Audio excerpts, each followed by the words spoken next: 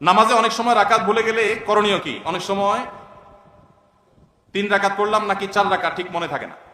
নামাজে রাকাত সংখ্যা নিয়ে যদি আমাদের সমস্যা হয়, এই সমস্যা তো প্রায় হয়, তাই না? আজকাল যে পরিমাণ দুনিয়ার ধান্দা, নামাজ রাকাতের হিসাব মনে থাকে না। তো রাকাত সংখ্যা নিয়ে যদি আমার ঝামেলা হয়, মনে না থাকে, তাহলে আমি কি করব? আমি দেখব যে আমার কোনটার দিকে প্রবল ধারণা জাগে। 3 রাকাত আর 4 রাকাত দুইটা নিয়ে সন্দেহ হচ্ছে, আমার বেশিরভাগ মনে হচ্ছে 4 রাকাত, তাহলে আলহামদুলিল্লাহ 4 রাকাতই আমি ধরে নিব। আর যদি বেশিরভাগ মনে হয় 3 রাকাত, তাহলে 3 রাকাতই আমি ধরে নিব। প্রবল ধারণা যেটা হবে সেটা আমি ধরে নিব এবং শেষে সিজদা সাহু দিয়ে নিব। আর যদি আমার 3 এবং 4 এর মাঝখানে আমি দাঁড়ায় থাকি, 50-50, 3 এর দিকেও মন আগায় না, 4 এর দিকেও মন আগায় না, 2 এর দিকেও মন আগায় না, আবার 3 এর দিকেও মন আগায় না, এরকম যদি হয় তাহলে কমটা ধরে নিব। পরিষ্কার হাদিসে নবী সাল্লাল্লাহু আলাইহি ওয়াসাল্লাম নির্দেশনা রয়েছে ব্যাপারে। যেমন 3 আর 4 নিয়ে যদি ডাউট হয় এবং 50-50 থাকেন, মাঝখানে দাঁড়ায় আছেন, কোনো দিকে মন টানে না, তাহলে আপনি 3 ধরে নেবেন।